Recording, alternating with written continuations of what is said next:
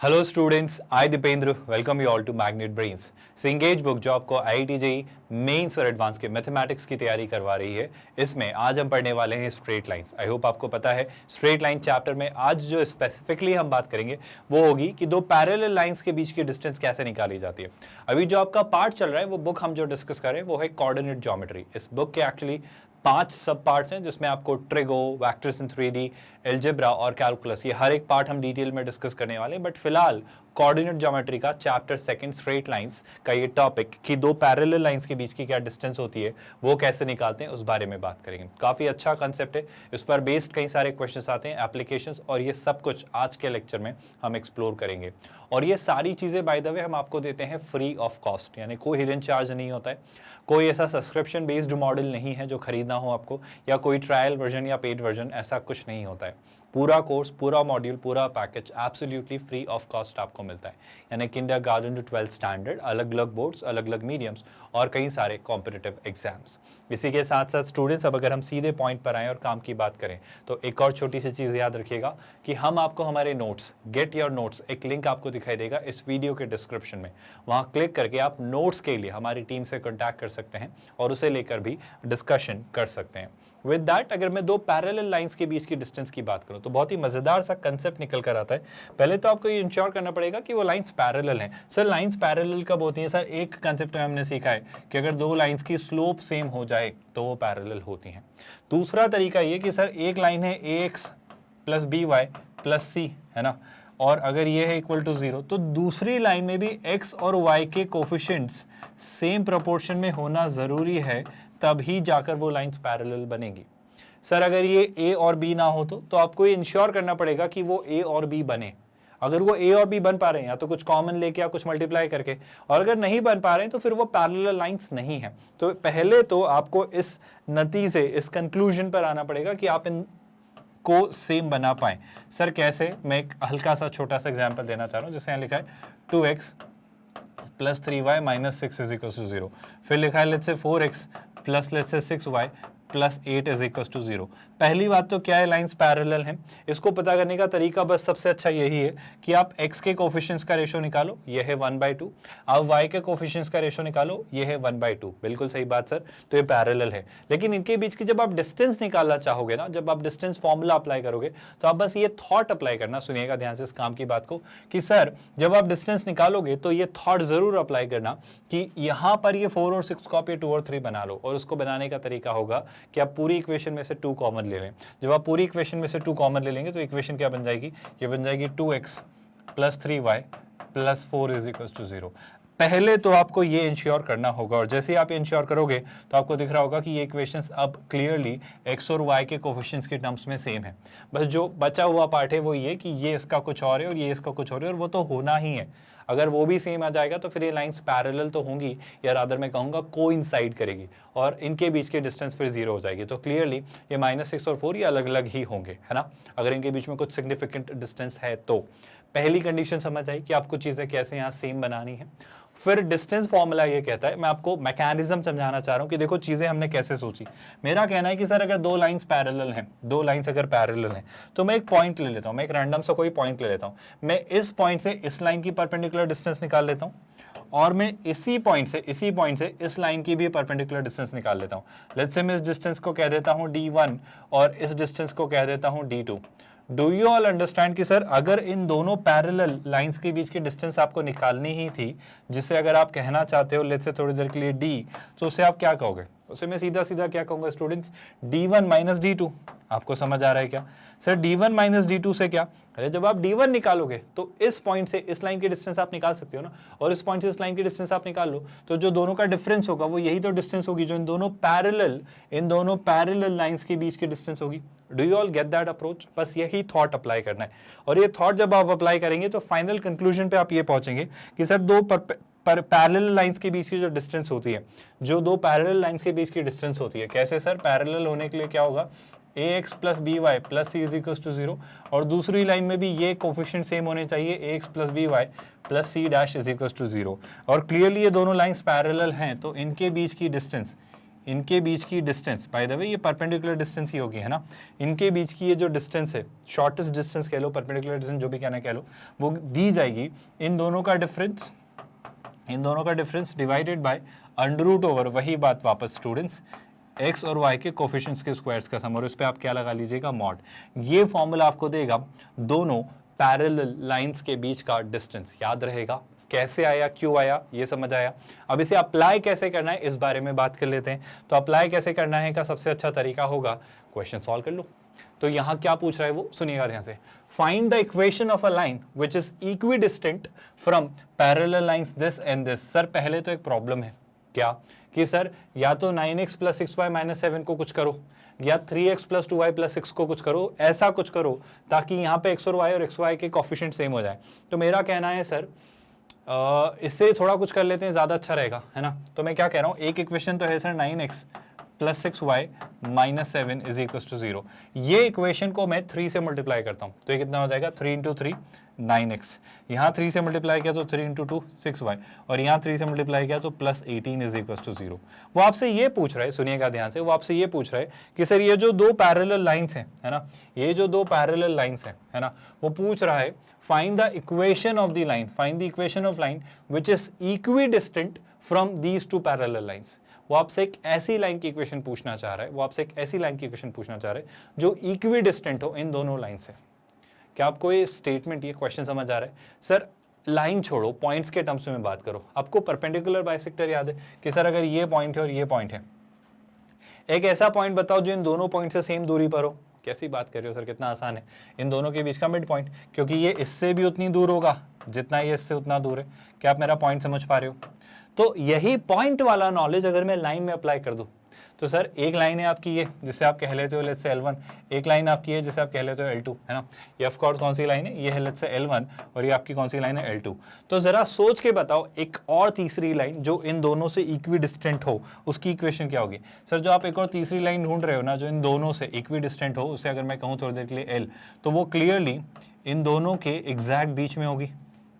Are you all realizing what I'm trying to convey here? क्या आप ये point, ये फैक्ट, ये स्टेटमेंट समझ पा रहे हो? आपको पूरी हिंट, पूरा क्लू, पूरी इंफॉर्मेशन दे दिए। अब बस मैं चाह रहा हूँ कि आप जरा स्क्रीन पॉज कर लें और मुझे बता दें इस क्वेश्चन का आंसर सोचकर कि आप इस क्वेश्चन को कैसे वर्कआउट करेंगे। बिल्कुल भी डिफिकल्ट, बिल्कुल भी टफ क्वेश्चन नहीं है, बहुत ही आसान सा क्वेश्चन है। सर ऐसा कैसे सोचेंगे, हमें तो कुछ समझ नहीं आ रहा है। मुझे एक बात बताओ स्टूडेंट्स, मुझे बस एक सिंपल सी बात ये बता दो, क्या इस लाइन की इक्वेशन में कुछ कुछ लिख सकते हो? सर अगर ये जो लाइन L है, ये लाइन L1 और L2 के पैरेलल है, तो इसके भी x और y के कोफिशिएंट वही होंगे जो इन दोनों के हैं। तो क्या इस लाइन L की इक्वेशन को मैं लिख सकता हूँ अपने अकॉर्डिंग 9x + 6y, लेकिन कांस्टेंट पार्ट में नहीं जानता तो उसे +c = 0 लिख लूँ क्या? बिल्कुल सर। जैसे ही आपने ये लिखा, क्या आपके दिमाग में थॉट नहीं आ रहा है कि सर ये जो लाइन है ये L1 और L2 से इक्विडिस्टेंट है, तो लाइन L की L1 से मैं डिस्टेंस निकाल लूँ, लाइन L की L2 से मैं डिस्टेंस निकाल लूँ और उसको सेम रख दूँ, क्वेश्चन खत्म हो जाएगा। तो जब लाइन L की L1 से आप डिस्टेंस निकालोगे तो L में जो कांस्टेंट है C और यहाँ है -7, तो C - 7 is C + 7 divided by √9² + 6², है ना, √9² + 6², और इस पे क्या लगा देते हैं, मॉड। कोई तकलीफ तो नहीं है स्टूडेंट्स। सिमिलरली ये जो डिस्टेंस है, ये डिस्टेंस इस लाइन L की L2 से डिस्टेंस के इक्वल है। लाइन की अगर L की L2 से डिस्टेंस जब निकाली तो वो क्या आने वाली है सर? वो आने वाली है C -18, आई होप आपको ये फॉर्मूला याद है, divided by same a² + b², जो कि कितना होगा स्टूडेंट, जो कि होगा 9² + 6²। डू यू ऑल रियलाइज कितना आसान, कितना बेसिक, कितना सिंपल, कितना डायरेक्ट और सॉर्टेड सा एक क्वेश्चन है अगर आपको सारे कंसेप्ट पता है और अगर आप चीज़ों को अच्छे से विजुअलाइज कर पाते हो तो सर पहले तो इस पार्ट को और इस पार्ट को सॉल्व मत करो, ये कैंसिल हो जाएगा। तो टेक्निकली आप ढूंढ पा रहे हो कि सर C + 7 का जो मॉड है, C + 7 का जो मॉड है वो किसके इक्वल हो? वो इक्वल हो C - 18 के। कोई तकलीफ तो नहीं है सर? मेरे ख्याल से तो नहीं है। अब एक छोटा सा काम स्टूडेंट, छोटा सा काम ये कि दोनों तरफ से जब मॉड हटाया, आप रियलाइज कर पा रहे हो इसका मॉड और इसका मॉड इक्वल है, तो अंदर वाली वैल्यूज एग्जैक्ट सेम होनी चाहिए। आई रिपीट माई स्टेटमेंट, अंदर वाली वैल्यूज मतलब या तो इसका मॉड हटा लो, इसका मॉड, कोई ना कोई एक मॉड तो हटाना होगा, तो उसके आगे ± लगाएंगे। तो मैं क्या बोलना चाह रहा हूँ, मैं इसे लिख रहा हूँ C + 7 जो है इक्वल है ± सी माइनस, मैंने क्या लिखा, कुछ तो भी लिख दिया भाई, प्लस माइनस, मतलब इस ब्रैकेट को लेके कंफ्यूज मत होना, मैं इसको ऐसा बना देता हूँ, सी माइनस 18 के, है ना। अब वही बात वापस स्टूडेंट्स की, आपके दो सिनेरियोज डिराइव हो रहे हैं, एक है पॉजिटिव साइन लेकर, एक है नेगेटिव साइन लेकर। जब आपने पॉजिटिव साइन लिया तो डू यू रियलाइज कहाँ जाने वाले हो आप? बहुत बड़ी गलती कर रहे हो सर, क्योंकि जैसे ही आप पॉजिटिव साइन ले लोगे तो ये सी से सी कैंसिल, तो कुछ बहुत ही अजीब हो जा रहा है, वो तो लेना नहीं है, तो पॉजिटिव साइन वाला एक्सप्रेशन डिस्कार्ड हो जाएगा। नेगेटिव साइन जब लिया तो ये क्या लिखा है सर, ये लिखा है c प्लस 7, और यहाँ क्या आ रहा है सर, ये आ रहा है माइनस सी प्लस 18। आपको बात समझ आ रही है? जब नेगेटिव साइन लिया तो क्या जाएगा, माइनस सी प्लस 18। माइनस सी को इधर लाए तो कितना हो जाता है सर, ये हो जाता है 2c, और 7 को उधर ले गए तो 18 माइनस 7 कितना होता है सर, ये हो जाता है 11। कोई दिक्कत? तो c कितना आ जाएगा सर, c आ जाएगा 11/2। जैसे ही c 11/2 आया, क्या मैं इस लाइन की इक्वेशन लिख सकता हूँ? इस लाइन की इक्वेशन मेरे अकॉर्डिंग क्या होगी भाई, 9x plus 6y plus 11/2 is equal to 0। आप चाहें तो पूरी इक्वेशन को 2 से मल्टीप्लाई कर दीजिए तो हो जाएगी 18x प्लस 12y, है ना, plus 11 is equal to 0, and this should be your final answer. एक बार चेक कर लीजिए, पूरा सोल्यूशन अच्छे से देख लीजिए, कहीं भी कोई तकलीफ हो, किसी भी स्टेप में कोई डाउट हो तो पूछ लीजिए कमेंट में लिखकर, हम ज़रूर इसे रिजॉल्व करेंगे।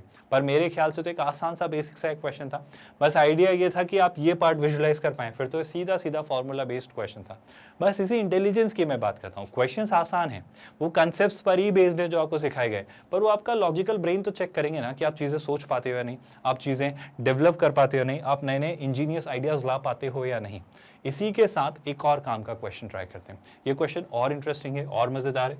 I definitely help you in understanding this question, but अगर आप चाहें तो खुद से भी अटेम्प्ट कर सकते हो। बेहतरीन सा क्वेश्चन है, देखो क्या लिखा है, प्रूव दैट। सो प्रूव करना है तो एग्जाम में कैसे आ सकता है, एग्जाम में वो ये वैल्यू पूछ लेगा, अभी प्रूव करने को दे दी है ना, ऑप्शंस में देखिए वैल्यू दे देगा वो, तो पूछ रहा है area of the parallelogram. Sir एक पैरेललोग्राम बन रहा है, ठीक है भाई, एक पैरेललोग्राम बना लेते हैं। तो एक पैरेललोग्राम बन रहा है भाई, सर ये रहा आपका पैरेललोग्राम। अभी पैरेललोग्राम कैसा बन रहा है सुनना, कंटेन्ड बाय दीज लाइंस। तो एक तो है 4x माइनस 3x माइनस है, तो मैं इसे लिख लेता हूँ 4x, रियली सॉरी मैंने थोड़ा गलत लिख दिया। ये है बेसिकली 4y माइनस 3x, है ना, minus a is equal to 0, है ना।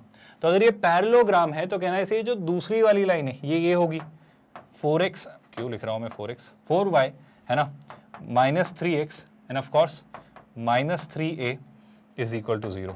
डू यू ऑल रियलाइज कि सर ये दोनों लाइंस पैरेलल हैं, और ये तभी होगा जब इनके x और y के कोफिशिएंट सेम होंगे। सर एक और बात है कि ये दोनों साइड्स भी पैरेलल होंगी क्योंकि ये पैरेललोग्राम है, तो इसमें क्या देखेंगे, जो बची हुई दोनों साइड्स हैं कौन कौन सी sir, 3y minus 4x plus a, तो इसकी इक्वेशन क्या हो जाएगी 3y minus 4x plus a is equal to 0, और उसकी इक्वेशन क्या आ जाएगी सर, वो हो जाएगी 3y। तो एक चीज़ तो बड़ी आसान सी इन्होंने दे दी, 3y minus 4x plus 2a is equal to 0। एक बहुत सुकून भरा काम इन्होंने हमारा ये किया कि x और y के कोफिशिएंट्स खुद से सेम करके दे दिए, तो हमें ज़्यादा मेहनत नहीं करनी पड़ी। क्या ये पॉइंट आपको समझ आया? अब मेरा आपसे ये कहना है कि पैरेललोग्राम का एरिया क्या होता है, क्या आप मुझे सिखाएंगे? सर पैरेललोग्राम का एरिया बड़ा सिंपल सा होता है, आप ट्रेपेजियम से ही बना लो इसको। मतलब आप कैसे बनाते हो उसको स्टूडेंट्स, आप लिखते हो दोनों साइड्स, दोनों पैरेलल साइड्स के बीच का डिस्टेंस, है ना। आई होप आपको ये बात समझ आ रही है। जैसे अगर वो एरिया ऑफ ट्रायंगल वाला कंसेप्ट मैं आपको अप्लाई करके दूं, मैं पैरेललोग्राम का एरिया आपको बनाना सिखा रहा हूँ, इसमें करेंगे तो थोड़ा मेजर अप हो जाएगा, मैं अलग से आपको दिखा देता हूँ। जैसे अगर ये पैरेललोग्राम है तो पैरेललोग्राम में क्या होता है सर, अगर आप इसका एक डायगोनल बनाओ, अगर आप इसका एक डायगोनल बनाओ तो आपका बन जाता है ट्रायंगल। ये अगर आपका बन जाता है ट्रायंगल, तो अगर इस साइड को मैं थोड़ा एक्सटेंड करूँ और यहाँ से एक परपेंडिकुलर ड्रॉप करूँ तो ये हो जाती है इसकी क्या हाइट, है ना, और ये जो डिस्टेंस है ये क्या है इसका बेस, आप समझ पा रहे हो ना। तो अगर मैं इस ट्रायंगल को कहूँ A, है ना, इस साइड को कहूँ B और इस साइड को कहूँ C, अगर मैं इससे आपको कन्फ्यूजन अवॉइड करने के लिए स्मॉल h और स्मॉल b से डिनोट कर दूँ, है ना, ये आपकी इस परपेंडिकुलर मतलब पैरेलल साइड्स के बीच के डिस्टेंस है जो कि h और ये बेस है। तो ट्रायंगल ABC का एरिया कितना होगा जल्दी बताओ स्टूडेंट? सर ट्रायंगल ABC का एरिया होगा half distance between two sides, parallel sides यानी height of the triangle into base. मेरा आपसे ये कहना है कि डू यू रियलाइज कि ये जो ट्रायंगल है और ये जो ट्रायंगल है कॉन्ग्रुएंट है, मतलब जो ट्रायंगल ABC है वही ट्रायंगल ACDB होगा। तो अगर मुझसे कोई पूछता कि सर पैरेललोग्राम ये जो है आपका ABCD, इसका एरिया कितना होगा, तो मैं कहूँगा डबल ऑफ, हाफ नहीं, double of what, double of the area of the triangle ABC। Do you all understand that? और अगर मैं इसे सॉल्व करूं तो मुझे क्या मिल रहा है फाइनल कंक्लूजन कि सर डबल से ये हाफ कैंसिल, तो बचेगा क्या h और b। तो पैरेललोग्राम जो आपका ABCD का एरिया आ रहा है वो है h इंटू बी, और ये h और b क्या है, h और b जो है वो है स्टूडेंट्स फाइनली आपके क्या, कोई भी दो पैरेलल साइड्स में से एक पैरेलल साइड ले ली और उन दोनों के बीच की डिस्टेंस, उन दोनों के बीच के डिस्टेंस से उसे मल्टीप्लाई कर दिया, और दो पैरेलल लाइंस के बीच की डिस्टेंस जहां पिक्चर में आई, कौन सा क्वेश्चन हमारा आ गया भाई, हमारा यही कंसेप्ट आ गया कि पैरेलल लाइंस के बीच की डिस्टेंस, तो हमें ये कुछ निकालना है। मेरा कहना है सर निकाल तो लेंगे, बट चीज़ें कैसे सोचेंगे इस पे बात करते हैं, सुनना ध्यान से। मैं अगर ये फॉर्मूला अप्लाई करना चाह रहा हूं तो मेरा आपसे ये कहना है, सुनिएगा ध्यान से, सर मैं अगर इसे कह दूं थोड़ी देर के लिए ए, इसे कह दूं थोड़ी देर के लिए बी, इसे कह दूं थोड़ी देर के लिए सी, और इसे कह दूं भाई डी, तो किसी को कोई तकलीफ तो नहीं है। सर एक छोटा सा काम करते हैं, मैं बी से, है ना, बी से लाइन ए डी पर परपेंडिकुलर ड्रॉप करता हूँ। I am dropping a perpendicular from be on the line A D. तो अगर बी से ए डी पर परपेंडिकुलर ड्रॉप किया तो ये हो जाएगा आपका परपेंडिकुलर, है ना, दिख रहा है क्या परपेंडिकुलर, आई थिंक दिख रहा होगा काफ़ी सारे स्टूडेंट्स को। तो ये हो जाता है आपका परपेंडिकुलर, है ना, कोई दिक्कत तो नहीं है सर, नहीं है। ये डिस्टेंस तो मैं निकाल लूंगा, कैसे सर, BC की इक्वेशन पता है, AD की इक्वेशन पता है, दोनों लाइंस पैरेलल है, तो दो पैरेलल लाइंस के बीच की डिस्टेंस आपका ये हो जाएगा, जिसे मैं कह देता हूँ लेट्स से E पॉइंट, तो ये तो मैं निकाल लूंगा, BE तो मैं निकाल लूंगा। इसके अलावा क्या मुझे चाहिए होगा, BC, मुझे चाहिए होगा BC, रिपीट माई स्टेटमेंट, मुझे चाहिए होगा BC। अब BC कैसे निकालेंगे?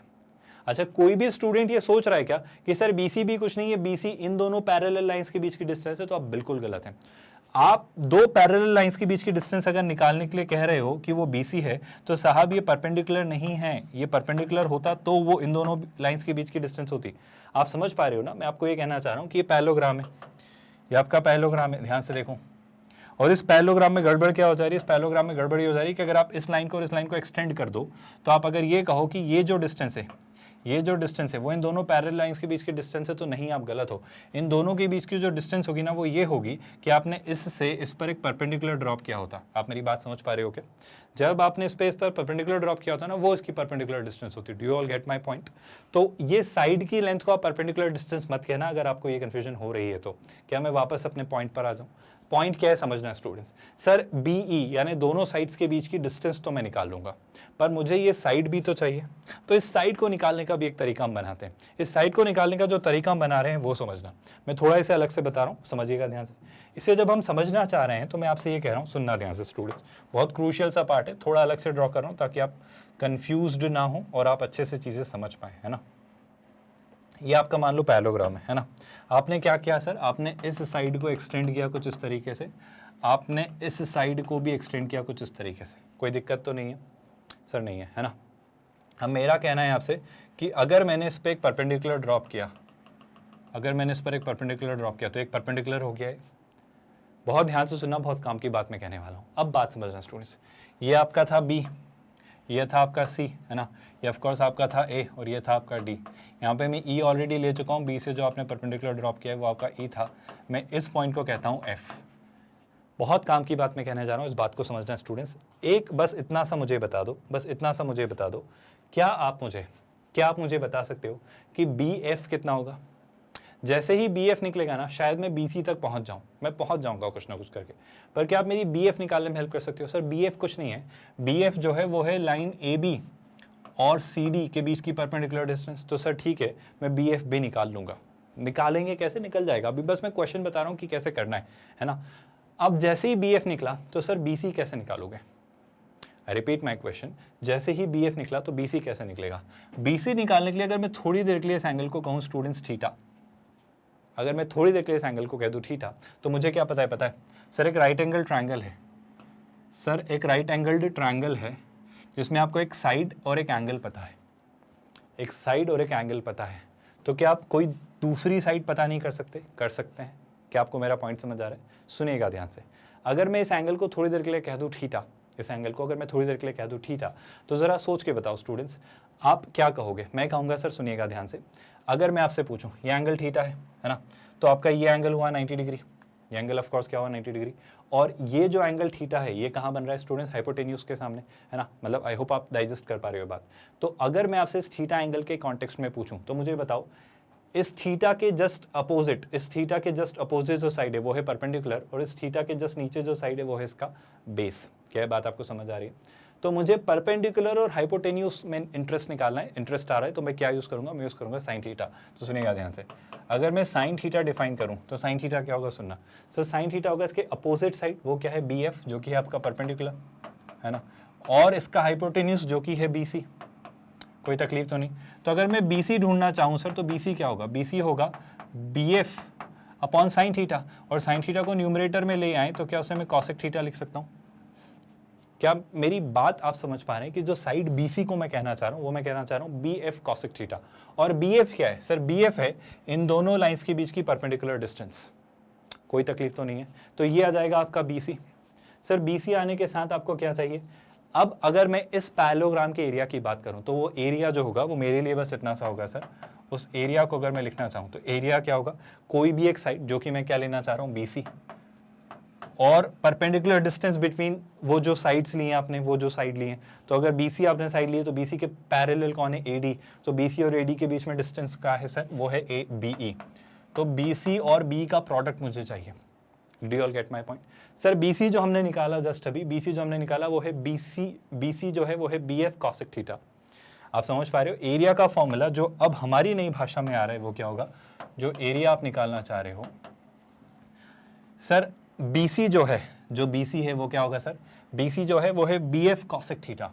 BC क्या है सर, वो है BF कॉसेक थीटा। किसी भी स्टूडेंट को कोई तकलीफ। और इसी के साथ साथ सर BE था, सर BE तो एज इट इज है तो इसे मैं लिख लेता हूँ BE, है ना, इसे तो मैं लिख लेता हूँ BE। अब मेरा कंसर्न है कि मैं BE और BF निकाल लूँ, BE और BF निकाल लूँ। BE तो ये रहा इन दोनों लाइंस के बीच की परपेंडिकुलर डिस्टेंस, और BC कितना था, याद करो स्टूडेंट्स, BC नहीं सॉरी BF था सर, BF जो था वो था इन दोनों लाइंस के बीच की परपेंडिकुलर डिस्टेंस। बस इतना सा एक क्वेश्चन बचा हुआ है। क्या आपको पूरा क्वेश्चन समझ आ रहा है, क्या यहाँ तक कोई भी डाउट है? एक बार जरा इस वाले पार्ट को ध्यान से देखो और मुझे बताओ अगर यहाँ तक कोई भी कंफ्यूजन है तो। क्या यहाँ तक किसी भी स्टेप में कोई परेशानी, बहुत डिफिकल्ट या बहुत टफ तो नहीं हो जा रहा है स्टूडेंट्स? अच्छे से देख लो, अच्छे से समझ लो, कहीं भी कोई परेशानी हो तो पूछ लो, हम डेफिनेटली उसको रिजॉल्व कर लेंगे। अगर यहाँ तक चीज़ें क्लियर हो गई हैं तो अब क्या, अब से ट्राई करते हैं। अब ट्राई करने के लिए बचा क्या, उस पर बात करते हैं। सुनना स्टूडेंट्स, बहुत काम की बात। सर BE बताओ पहले तो। अब BE क्या होगा भाई, BE निकाल लेते हैं सर। BE जो है वो है सर क्या, इसके और इसके बीच की परपेंडिकुलर डिस्टेंस, है ना। सुना ध्यान से, BE निकालने वाला हूं मैं।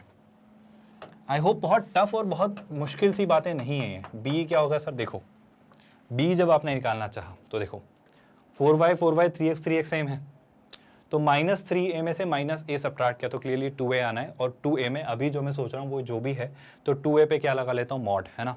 तो 2a पे अगर मैं लगा लेता हूँ मॉड, और मैं मान लेता हूँ कि a एक पॉजिटिव वैल्यू है, तो आई होप आप समझ पा रहे हो ये क्या होगा, -3a माइनस ऑफ -a, है ना। तो कितना आ जाएगा, -2a, और -2a में मान लेता हूँ कि नेगेटिव है तो 2a पॉजिटिव वैल्यू होगी, तो न्यूमरेटर में क्या आएगा, 2a, है ना। तो BE में न्यूमरेटर में आएगा 2a। अगर आप कंफ्यूज हो तो आप तो मॉड लगा लो, बात खत्म। वहाँ पे -2a होगा, बट माइनस पे मॉड लगाने का क्या पॉइंट है, मतलब माइनस लिखने का कोई पॉइंट नहीं है। वो माइनस हो प्लस हो कुछ भी हो, जो वैल्यू है उसका मुझे न्यूमेरिकल वैल्यू चाहिए, तो ये आ जाता है मॉड 2a। और डिनोमिनेटर में क्या होगा सर, डिनोमिनेटर में 4 और 3 का स्क्वायर, फिर वही बात, 4 का स्क्वायर 16, 3 का स्क्वायर 9, 16 + 9 25, 25 का अंडर रूट 5। तो डिनोमिनेटर में क्या आएगा सर, ये आ जाने वाला है 5। तो ये आती है आपकी BE की वैल्यू। बहुत अच्छी बात है सर। BE के साथ आपको एक और चीज़ चाहिए सर, BF। B के साथ आपको एक और चीज़ चाहिए, वो क्या है, BF। सर जब आप BF निकालना चाहेंगे तो BF होगी इन दोनों लाइंस के बीच की परपेंडिकुलर डिस्टेंस। क्या बात आपको समझ आ रही है सर? इन दोनों लाइंस के बीच की अगर आप परपेंडिकुलर डिस्टेंस निकालना चाहें तो फिर से वही बात, देखो 3y 4x, 3y 4x, बहुत बढ़िया सॉर्टेड है।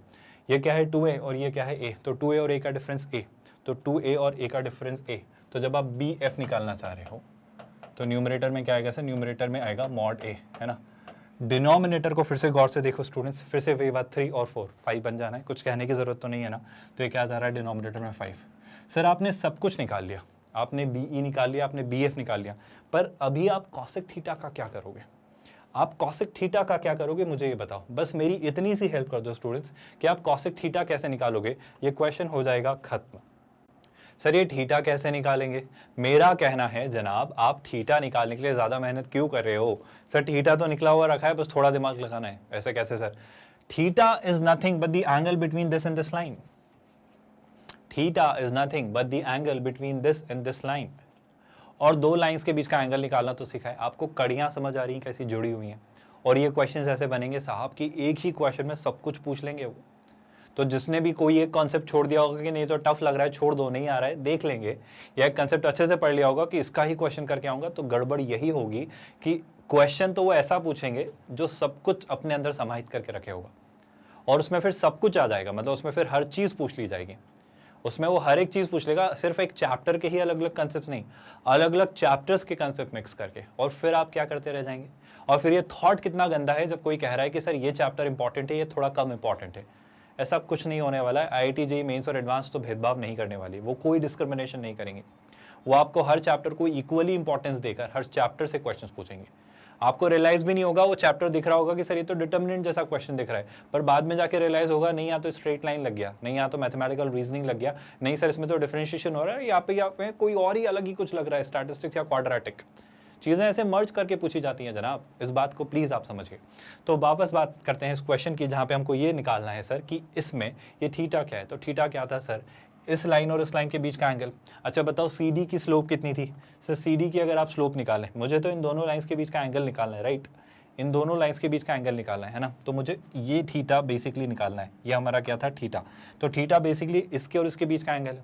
सर स्लोप कैसे निकालूंगा, तो स्लोप निकालने का तरीका याद है ना, मैं इसको y = mx + e में कन्वर्ट करता हूँ। तो सुनना, 3y उधर गया, सॉरी 4x उधर गया तो 4 हो जाएगा x का कोफिशिएंट, और 3 से डिवाइड कर देंगे तो इस लाइन की जो स्लोप आएगी, इस लाइन की जो स्लोप आएगी वो कितनी होगी सर, वो होगी 4/3। आई होप आपको याद है ये बातें, भूले तो नहीं हो।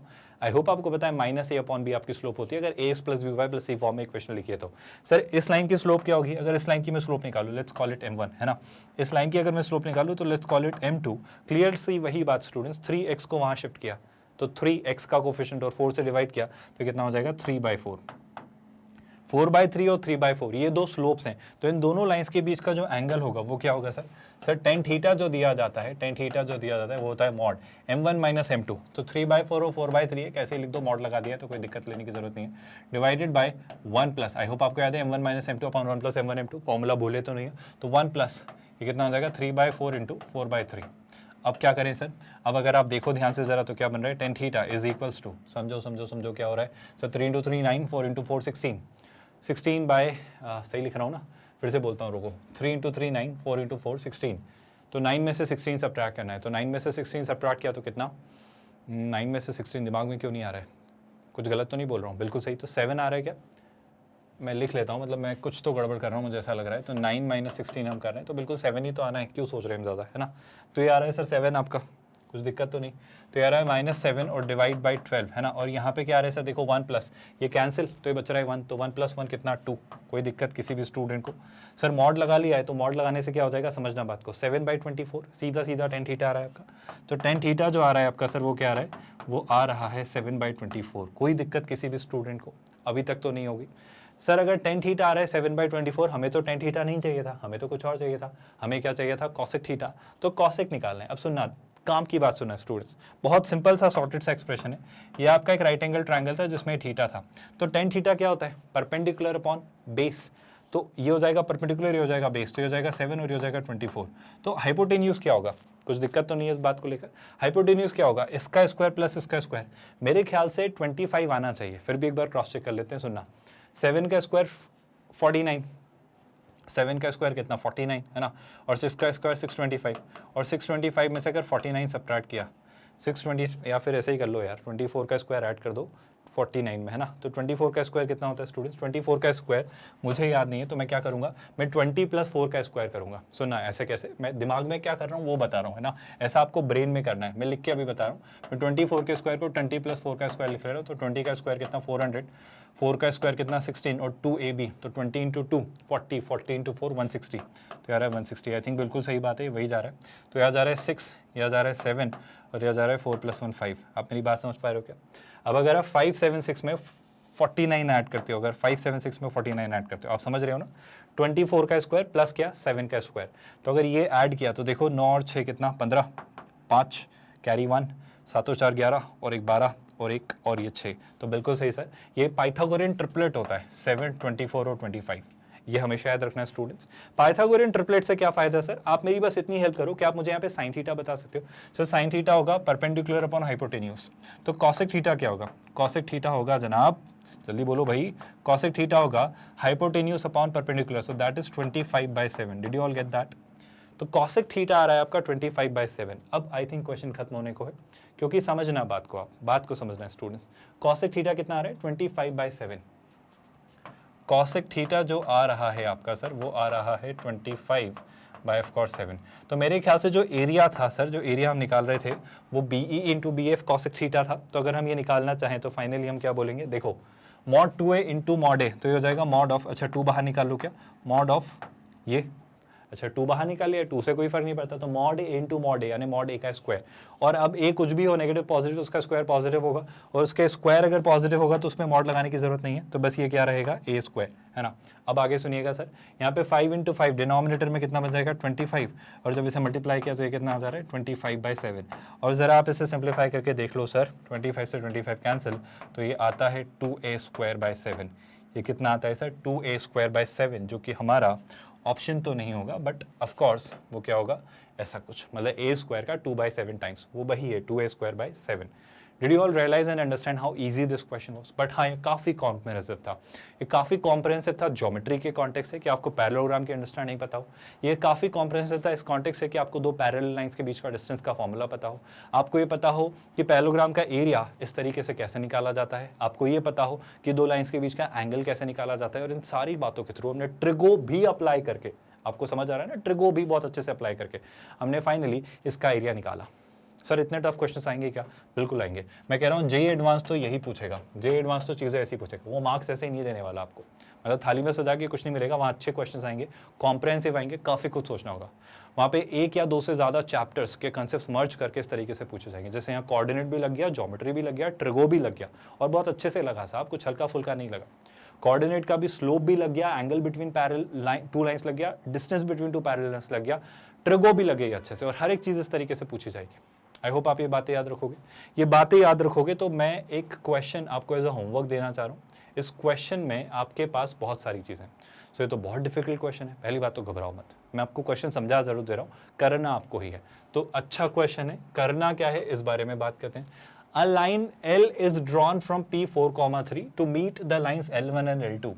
अब सर अगर आप L1 और L2 को ध्यान से देखो तो आपको मजेदार बात दिखेगी कि L1 जो है वो है 3x + 4y और L2 भी है 3x + 4y। अब बात समझ पाए?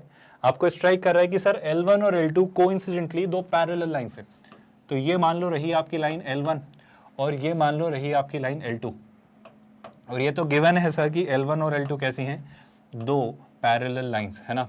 एक लाइन तो ऑफ कोर्स आपकी क्या है 3x + 4y + 5 = 0, और दूसरी लाइन क्या है सर 3x + 4y + 15 = 0। बस एक बार देख लेते हैं, यही है ना दोनों, यही है। अब एक लाइन है L जो कि जा रही है 4,3 से, जो कि कहाँ से जा रही है 4,3 से। बस मैं ये चेक कर लेता हूँ P जो पॉइंट है 4,3 वो इन दोनों में से किसी को सेटिस्फाई तो नहीं करता है, बस एक बार देख लेते हैं। तो 4,3 यहाँ रखा, तो 4 और 3 12, एनीवे होना ही नहीं है ना, क्योंकि ये पॉजिटिव होगा और ऐड करेंगे तो और पॉजिटिव, तो 0 बनेगा नहीं, ये भी नहीं करेगा सेटिस्फाई। तो 4,3 कहीं ना कोई एक पॉइंट होगा, है ना, और वहाँ से एक लाइन निकल रही है L, तो मैं इसको ऐसे बना लेता हूँ कि एक लाइन है L, है ना, और यहाँ कहीं बस मैं रैंडम मान लेता हूँ कि ये जो पॉइंट है P ये है आपका 4,3 और ये जो लाइन है आपकी कौन सी है, लाइन है L। ऐसा कुछ हो रहा है, इस बात से तो किसी को कोई तकलीफ नहीं है? सर नहीं है। अब क्या होता है, ये बात ध्यान से सुनिएगा स्टूडेंट्स, अब क्या होता है समझना। अब वो ये कह रहा है फ्रॉम ए, है ना, फ्रॉम ए, अब ए एक पॉइंट है ना, फ्रॉम ए। अच्छा एक और बात है ना, इस पॉइंट, इस लाइन ने, जो हमारी ये लाइन थी जो हमने 4,3 से ड्रॉ की थी, वो L1 और L2 लाइन को A और B पर इंटरसेक्ट करती है। तो जो L1 को इंटरसेक्ट किया, ये जो पॉइंट है ये आपका पॉइंट है A, और ये जो इंटरसेक्शन हुआ है ये आपका पॉइंट है B। इस बात से तो कोई दिक्कत नहीं है। अब वो कह रहा है सर A से एक लाइन L पर परपेंडिकुलर ड्रॉ की है। रिपीट माय स्टेटमेंट, A से, पॉइंट A से L पर line perpendicular to L is drawn. तो A से आप पहले तो इसे विजुलाइज करना, इस पॉइंट A से, है ना, लाइन आपकी L पर आपने एक परपेंडिकुलर ड्रॉप किया। आपको रियलाइज हो रहा है अगर मैं A से L पर एक परपेंडिकुलर ड्रॉप करूं तो L पर कैसे ड्रॉप करेंगे, मेरे लिए थोड़ा कन्फ्यूजन है यहाँ पर, क्योंकि A से अगर मैं ड्रॉप करूँ तो कुछ ऐसा निकल कर जाएगा वो, आप समझ रहे हो ना बात को। अगर मैं करूँ क्या, from A a line perpendicular to L is drawn meeting line L2 at A1, तो L से परपेंडिकुलर लाइन, बढ़िया मैं समझ गया। देखो मेरे पास स्पेस थोड़ा कम है बट मैं कोशिश करता हूँ आपको समझाने की कि A से अगर एक लाइन परपेंडिकुलर ड्रॉ की, है ना, मान लो ये एक परपेंडिकुलर लाइन है, ये कुछ ऐसी जा रही है ना, ये एक परपेंडिकुलर लाइन है, वो है नहीं परपेंडिकुलर पर मान लो है, क्योंकि अगर मैं थोड़ा और उसको इंक्लाइन बनाता तो बोर्ड से बाहर चली जाती, तो स्पेस कम है इसलिए। तो ये जो लाइन है ये L2 से, ये L2 से कहीं मिलती है, ये जब L2 से कहीं मिलती है तो वो कहाँ मिलती है, A1 पर। बहुत बढ़िया सर, तो ये जो पॉइंट है आपका ये क्या हो गया, A1। अब क्या हो रहा है सर, इसके बाद similarly from point B a line perpendicular to L, B से भी एक L पर ही परपेंडिकुलर लाइन ड्रॉ की गई, तो इससे परपेंडिकुलर एक लाइन ड्रॉ की गई, समझना बात को। तो बी से जब कुछ एक परपेंडिकुलर लाइन ड्रॉ की गई तो वो कुछ ऐसी होगी, ये भी हम मान लेते हैं परपेंडिकुलर है, दिख नहीं रहा है पर प्लीज इस बात को मान लो, है ना। और यहाँ पे जो पॉइंट आएगा ये क्या होगा, B1। आपको एक बहुत जरूरी बात नजर आ रही है, आपको एक बहुत क्रूशियल सी बात नजर आ रही है कि ये वापस एक पैरेललोग्राम बन रहा है। मैं प्रूव करता हूँ कैसे, पहले हम समझ लेते हैं पूछना क्या चाह रहा है। वो पूछ रहा है कि उसने खुद कह दिया, प्रूव करने की जरूरत नहीं है, वो parallelogram AA1 BB1 is formed, then find the equation of L so that the area of the parallelogram AA1 BB1 is least. हम इक्वेशन ऑफ L निकाल लेंगे, पर मेरा बस कंसर्न ये है, सुनिएगा ध्यान से, क्या आप इस पैरेललोग्राम का एरिया निकाल सकते हो? इस पैरेललोग्राम का एरिया निकालने का थॉट पहले तो कैसे आता है वो समझना। क्वेश्चन में समझा दे रहा हूं, करना आपको ही है। ये आपकी लाइन है L1 जिसकी इक्वेशन ही है, ये आपकी लाइन है L2 जिसकी इक्वेशन है। क्या इन दोनों लाइंस के बीच की आप परपेंडिकुलर डिस्टेंस निकाल सकते हो? वापस क्या यूज करना है स्टूडेंट्स, डिस्टेंस फॉर्मूला। तो ये आपकी डिस्टेंस जाएगी, इस पॉइंट को मैं थोड़ी देर के लिए कह देता हूँ D, है ना। सिमिलरली अगर यहाँ से भी परपेंडिकुलर ड्रॉप किया होता, आई एम रियली सॉरी, अगर यहाँ से भी परपेंडिकुलर ड्रॉप किया होता यहाँ से ये, तो ये भी आपका वही होता, let's call it E for a while, है ना। तो मैं ये कहना चाह रहा हूं कि ये जो BE है या AD है, ये दोनों आपके क्या होते हैं, परपेंडिकुलर। बहुत दिक्कत तो नहीं हो रही। अब मैं ये कहना चाह रहा हूं ये दोनों जो BE होगा या AD होगा वो कैसे निकालोगे, perpendicular distance between to parallel lines. तो 5 और 15 का डिफरेंस कितना, 10, है ना। तो मैं कहना चाह रहा हूँ ये जो आप निकालते, क्या निकालते स्टूडेंट्स, या तो आप निकालते BE या फिर आप क्या निकालते AD। तो जो BE और AD होंगे वो कितने होते हैं, 15 - 5 यानी कितना, 10 डिवाइडेड बाई 3 का स्क्वायर और 4 का स्क्वायर, फिर वही बात सर 5 बन जाना है। तो 10 डिवाइडेड बाई 5 ये कितना आता है, 2। ये perpendicular distance between to parallel lines हमने लगाया। अब मेरा आपसे ये कहना है, मेरा बस आपसे ये कहना है, मुझे एक बात बताओ स्टूडेंट्स, क्या बड़ी बेसिक सी चीज़ निकाल सकते हो क्या, कि आप ये साइड या ये साइड की लेंथ निकाल सकते हो? पहले तो आप सबको रियलाइज हो रहा है ना कि ये पैरेललोग्राम बन गया। सर इन सारी बातों में एक बात आपने नोटिस नहीं की, कि आपको ये एंगल दिया हुआ था 90 डिग्री। ये एंगल जो दिया गया था ये था 90 डिग्री। अब यहाँ से थोड़ा सा इंट्रोडक्शन लेना है, बस अभी इस चीज़ पे काम करना है कि सर मैं इस साइड की लेंथ, ये जो AB1 है ये निकाल लूँ या A1B है ये निकाल लूँ, इन दोनों में से कोई भी एक लेंथ अगर निकाल लूँ तो एक क्वेश्चन हो जाएगा हमारा सॉल्व। मैं कह रहा हूं चूंकि अब हमने क्वेश्चन सॉल्व करना शुरू ही कर दिया है, तो आप करिए जरा अब स्क्रीन पॉज और मुझे बताना शुरू कर दीजिए इस क्वेश्चन का आंसर कि आप कैसे निकालेंगे। आपके पास सारी डिटेल्स है, सारी इंफॉर्मेशन है, आपको बस ये क्वेश्चन सोचना है और ये आंसर निकालना है। तो जरा ट्राई कर लो स्टूडेंट्स, हम इस क्वेश्चन को भी हाथों हाथ कर ही रहते हैं। सर क्या थॉट है, कैसे निकालेंगे, बात ये समझ में नहीं आ रही है। पहले तो पैरेललोग्राम देखो कौन सा है, AA1 BB1। सर पैरेललोग्राम कौन सा है, AA1 और BB1। अच्छा एक बात आपको नजर आ रही है, ये दोनों लाइंस पैरेलल हैं और इनकी ट्रांसवर्सल लाइन है। तो सर वर्टिकली अपोजिट एंगल या इंटीरियर एंगल या कोई सा भी पेयर लगाओ आप पहले तो ये समझो, कहना इससे सर कि ये एंगल और ये एंगल सेम होंगे। बिल्कुल सही बात है सर, ये एंगल और ये एंगल सेम होंगे। अब मेरा आपसे कहना है, समझना बात को, बहुत ध्यान से सुनना। सर अगर मैं इस एंगल को थोड़ी देर के लिए कहूँ थीटा, अगर इस एंगल को मैं थोड़ी देर के लिए कहूँ थीटा, तो डू यू रियलाइज, बड़ा सिंपल सा फैक्ट, कि सर जो भी ये एंगल है इसके बजाय सर ये एक 90 डिग्री एंगल था और ये भी एक 90 डिग्री एंगल था। बात बहुत काम की, सुनना ध्यान से, ये दो पैरेलल लाइंस और इनके बीच में 90 डिग्री एंगल। सो कहना इसे सर ये जो AB बन रहा है ना, ये जो AB बन रहा है ये इस पैरेललोग्राम की क्या है सर, ये इस पैरेललोग्राम की हाइट है। Do you get my point? I hope ये बात कंफ्यूजिंग नहीं है। आई रिपीट माई स्टेटमेंट, जो आपके ये पैरेललोग्राम की जो पैरेलल साइड्स है, कौन सी, BB1 और AA1, इनके बीच में जो AB बन रहा है, AB बन रहा है, देखो ना आप, ये यहाँ पर 90 डिग्री है, ये इस साइड पर 90 डिग्री है, तो AB जो है आपका डायगोनल वो परपेंडिकुलर है। आई होप आपको ये बात समझ आ रही है। अगर ये जो AB डिस्टेंस जो आपकी बन रही है वो अगर इन साइड्स पर परपेंडिकुलर है तो ये AB जो है वो इनके बीच की परपेंडिकुलर डिस्टेंस है। क्या पॉइंट समझ आया? तो सर अगर मैं इस पैरेललोग्राम का एरिया निकालना चाह रहा हूं तो मैं क्या करूंगा, मैं वन ऑफ द साइड्स ले लूंगा AA1 या फिर BB1 और इसका प्रोडक्ट किससे ले लूंगा, इन दोनों पैरेलल साइड्स के बीच की डिस्टेंस है। ये फॉर्मूला हमने लास्ट ही क्वेश्चन में डिस्कस किया है। तो इस पैरेललोग्राम का जो एरिया मैं निकालना चाह रहा हूं, मैं एरिया का फॉर्मूला क्या लिख रहा हूं सर, मैं एरिया का फॉर्मूला लिख रहा हूं कोई भी एक साइड, लेट्स से मैंने ये साइड ले ली, कौन सी, मैंने साइड ले ली लेट्स से BB1। कोई परेशानी तो नहीं है सर? नहीं है, है ना। और BB1 को किससे मल्टीप्लाई कर रहा हूँ, इनके बीच की परपेंडिकुलर डिस्टेंस जो कि क्या है सर, जो कि है AB। क्या इस बात से कोई दिक्कत? सर BB1 कैसे निकालोगे आप? BB1 निकालने के लिए क्या करना होगा, बात समझना है स्टूडेंट्स। बहुत सिंपल सा फैक्ट मैं आपको समझाना चाह रहा हूँ, सोचना, ध्यान से देखना। ये थीटा है, ध्यान से देखना, ये थीटा है, तो ये क्या है सर, ये है 90। कोई कन्फ्यूजन तो नहीं है? आई रिपीट माई स्टेटमेंट, ये थीटा है तो ये 90 है, और ये 90 है तो ये क्या होगा सर, ये होगा 90 माइनस थीटा। कोई दिक्कत तो नहीं सर? नहीं है। आई होप यहाँ तक कोई दिक्कत नहीं है। अब बस सिंपल सी बात बताओ स्टूडेंट्स, बड़ी सिंपल सी बात, क्या आप मुझे BB1 लिख के दे सकते हो? सर कहाँ बहुत डिफिकल्ट सी बात है, अगर ये 90 माइनस थीटा और ये 90 है तो ये वापस कितना हो जाएगा, थीटा। आई होप बहुत मैं कंफ्यूज नहीं कर रहा हूँ आपको। अब एक बात बताओ स्टूडेंट्स, मुझे BE पता है, मुझे BE पता है और मुझे BB1 पता करना है, तो नहीं कर सकते क्या? सोच के देखो, मुझे क्या पता है सर, मुझे BE पता है और BB1 पता करना है। सुनना ध्यान से काम की बात, थीटा के नीचे वाली साइड यानी बेस और हाइपोटेन्यूस, तो कौन काम आएगा, कॉस थीटा। तो अगर मैं यहाँ से लिखूँ कॉस थीटा, आई होप बहुत मेस्ड अप नहीं हो रही है चीज़ें, तो कॉस थीटा क्या होगा सर, कॉस थीटा होगा BE अपॉन BB1। ये क्या होगा सर, BE, थोड़ा ठीक से लिख देते हैं, BE upon of course BB1। हम निकालना क्या चाह रहे हैं सर, हम निकालना चाह रहे हैं BB1, तो BB1 क्या होगा, ध्यान से देखना सर, जो आपका आएगा BB1 वो होगा BE। By the way BE कितना था सर, BE था 2, तो ये आ जाने वाला है 2 अपॉन कॉस थीटा। कोई दिक्कत तो नहीं है सर? नहीं है, इसको अपने पास रखना BB1।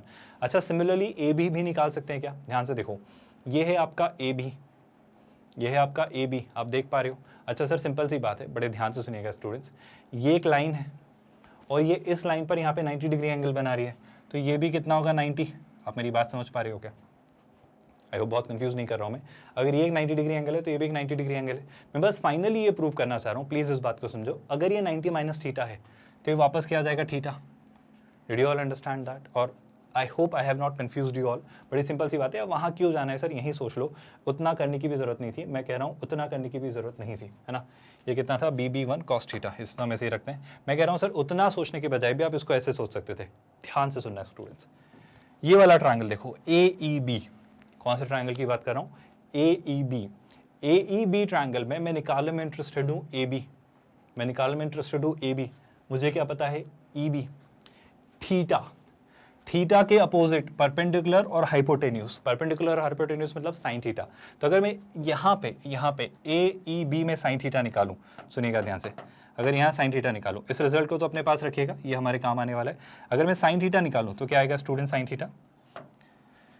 साइन थीटा जो आपका फाइनली आएगा उसे आप क्या लिखोगे स्टूडेंट, साइन थीटा जो फाइनली आएगा वो क्या होगा, परपेंडिकुलर यानी EB, है ना, या फिर आप चाहें तो उसे लिख लो BE अपॉन हाइपोटेन्यूस जो कि क्या है, AB। कोई तकलीफ तो नहीं है किसी भी स्टूडेंट को। और सर अगर आप यहाँ से AB लिखना चाहो तो आप AB क्या लिखोगे, BE, B कितना है sir, 2 divided by sine theta. किसी भी स्टूडेंट को कोई दिक्कत मेरे ख्याल से नहीं होनी चाहिए। तो ये आपका आया एक और रिजल्ट। सर इन सारी बातों से बातें क्या बनकर आ रही हैं, हमें कुछ समझ नहीं आ रहा है। थोड़ा सा पेशेंस रखिए, आपका क्वेश्चन खत्म होने को है।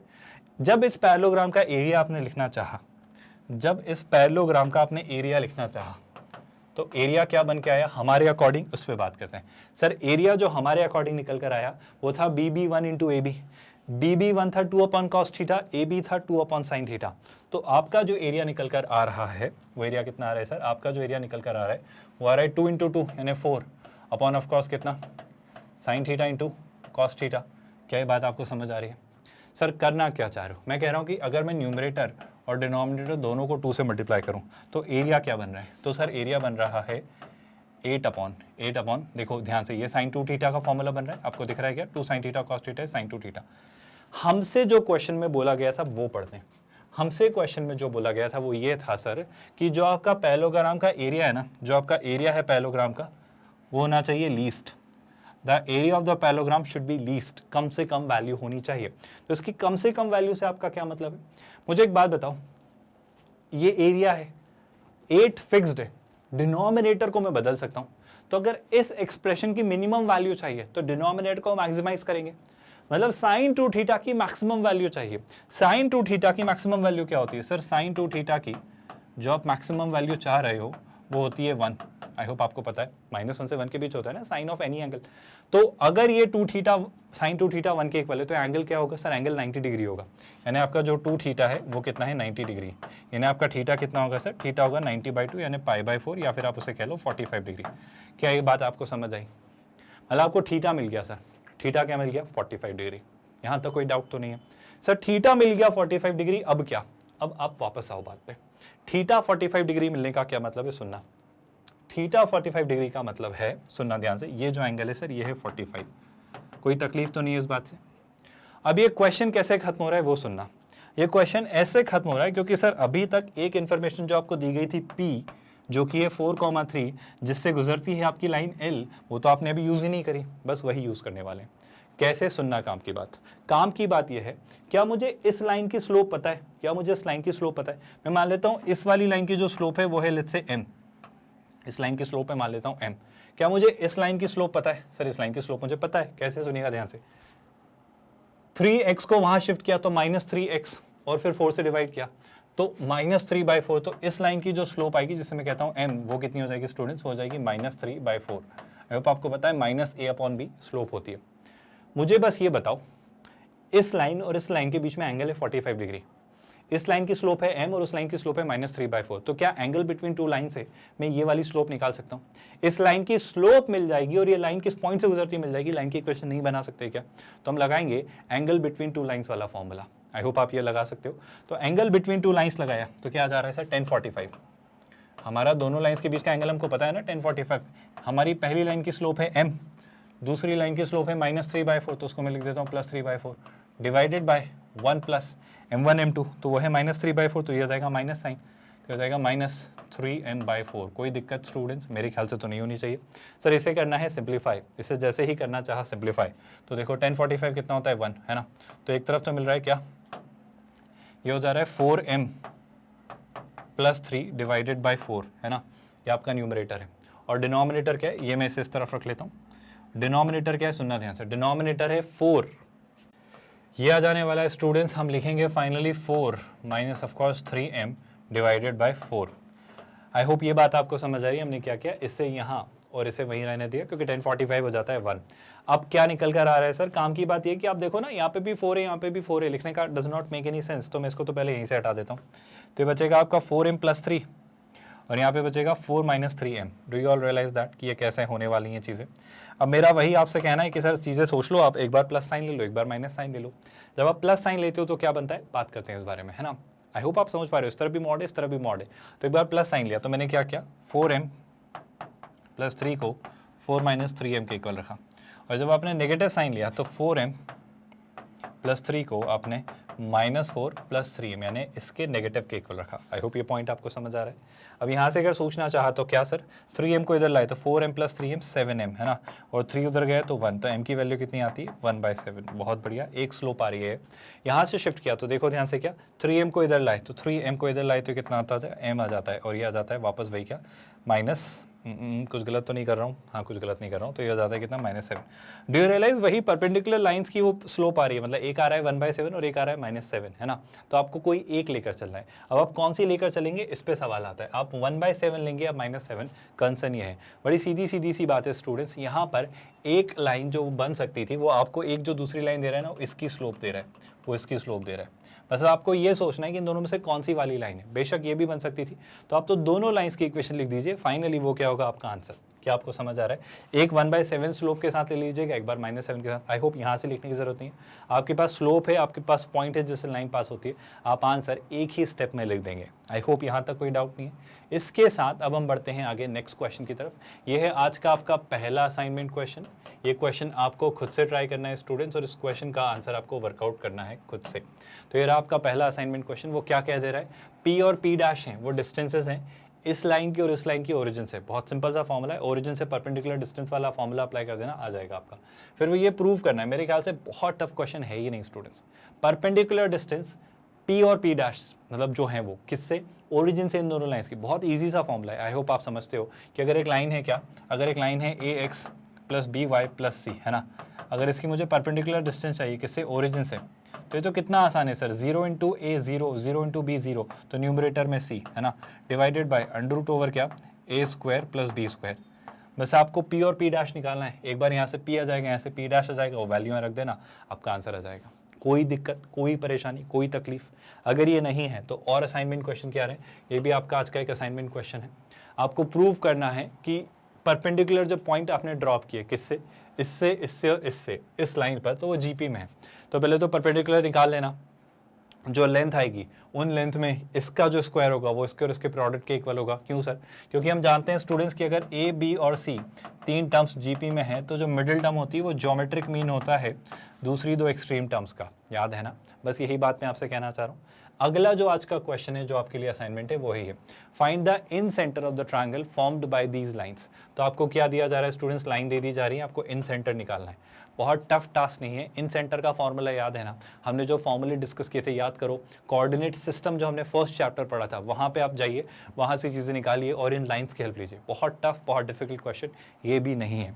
तो ये सारे क्वेश्चंस के ले लीजिए आप स्क्रीनशॉट 1 बाय 1, क्योंकि इन सारे क्वेश्चंस को आपको खुद से करना है। पहला क्वेश्चन आपका आज का असाइनमेंट, दूसरा असाइनमेंट और तीसरा असाइनमेंट, कोई परेशानी। और एक और है आपके पास, ये चौथा assignment, find the equation of a straight line passing through the point which cuts off an intercept of √2 units between this line and this line. एक बेहतरीन सा, मज़ेदार सा, इंटरेस्टिंग सा, इंसाइटफुल क्वेश्चन, ट्राई करिएगा और ये आंसर आना चाहिए। सर कोई क्वेश्चन नहीं हो तो आस्क योर डाउट, आपको ये लिंक पता है ना, आपके वीडियोस के डिस्क्रिप्शन में आस्क योर डाउट एक लिंक दिया होता है, जहाँ पे क्लिक करके आप अपने डाउट्स के स्क्रीनशॉट हमें फॉरवर्ड कर सकते हैं।